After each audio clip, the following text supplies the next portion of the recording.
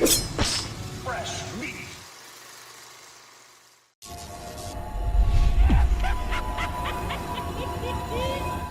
I think something that kind of sticks out as both with Rain and Caleb is that the characters aren't just kind of stock American characters. They're a little bit flawed or a little bit different.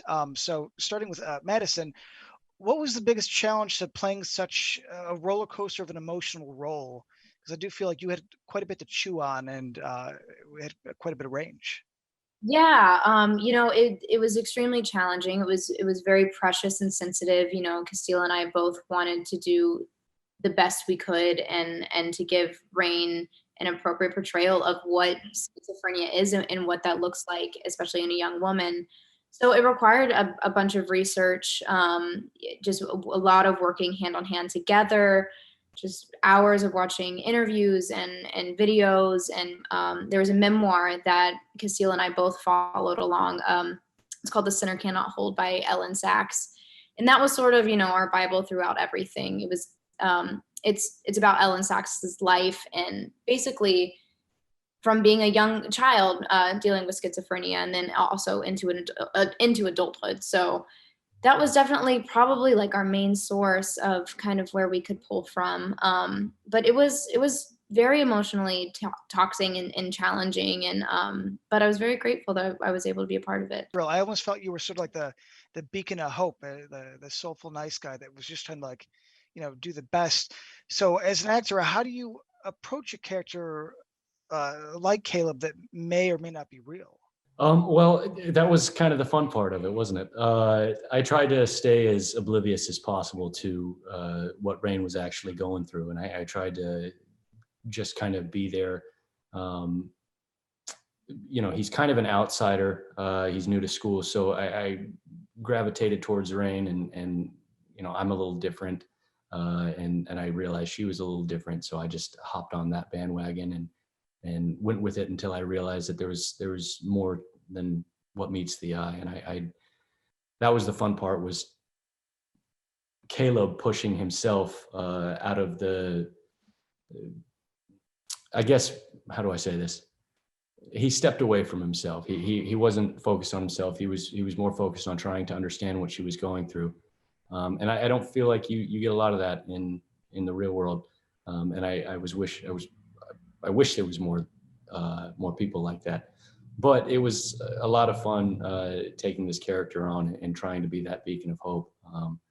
And I don't know. I think Castille and Madison really helped me shape the character, and I don't think it would be the same character without them. So I was happy to play it, and it was a lot of fun. I definitely didn't have the same challenges that Madison had, but it was nice being a part of it. I'm grateful for it. So I was going to say that what I do like is that, Israel, Madison, you guys aren't strangers to genre flicks. I mean, of course you do quite a bit, but between Happy Death Day 1 and 2, Fear the Walking Dead, Unrealizia's, and Tales of Halloween, which is still one of my favorite anthology films, can I guess, get you both to answer, what is it about genre films that kind of keeps you coming back? It's funny, we just talked about this. Both just keep ending up here. Not necessarily by like obviously we both, I think, equally love horror films and scary movies, but it was not intentional. It just kind of keeps happening. But at least for me, I think it comes from, I love just the aspects of scary movies and genre films and like what they bring and how there are no rules and no boundaries. And it's just always exciting. They're always kind of like my favorite scripts to read when I get them. They're always fun. Yeah, basically what she said. We keep just kind of tripping into these projects, but they are a lot of fun. It's adrenaline based, and it's both Happy Death Day and Fear of Rain. You kind of have to tinker on these ideas that you're not used to. But I definitely love reading these scripts, and once it's all said and done, we're finished with the movie, watching them back, and I don't know, it's kind of taken away from horror films because now just even being an actor, you kind of get the gist of how a movie's made, but horror films especially, I can finally watch them and tell myself it's just a movie. Whereas, before my career, I would watch them and be deathly afraid and traumatized. So it's been a plus I will say, and I've been enjoying the genre movies. I always felt this is a very emotional role, and you knocked it out of the park. It seemed draining at times, which I think kind of adds to the character. So is there a particular scene, physically or emotionally, in this film that you're particularly proud of? Yes, there is, and it's not even because of me. Harry Connick Jr. is one of the most incredible people I've ever met, but also have just ever worked with. And so there's one scene in particular, I'm not going to give any spoilers because I almost did earlier, but it was actually the scene I auditioned with. And he just he blows my mind. He literally blows my mind. So obviously in a scene, you know, when you're doing coverage, sometimes, especially if it's that emotional of a scene, it helps for you when the camera's not on you to kind of save some of it, you know, for when they turn around, because you don't want to exhaust yourself so you can't get what you need to be done. But they were shooting Harry's coverage, and I like could not contain myself, and it made me so. He's just the best. Like he's the best. He's the best. So that was the proudest scene I think I have because of him.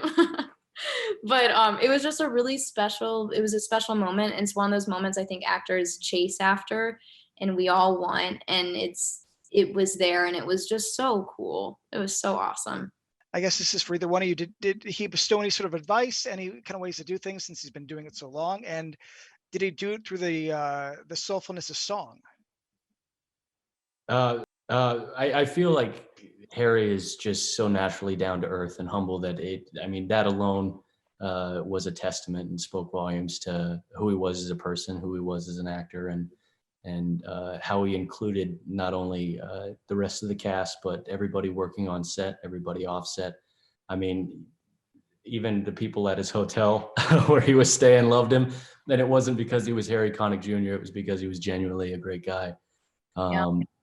I know he was working on his album while he was shooting, but Madison was the one that got to have more of the musical experience. I think I tapping around and singing, and he was just so fun to have around. I mean, I learned more from him in this film than I think I've learned in a lifetime. So I'm grateful for him. Nice. I was hoping the set would be some sort of rock opera for some reason. I don't know why, you know, just singing everything to you. We were singing something on the staircase. Do you remember what it was? I don't remember what song it was because I didn't know it. But Eugenie knew it and loved it. So there were definitely a couple times where he'd break into song. I just want to say thank you again. I really do appreciate your time, and please be safe. Thank you. Yes.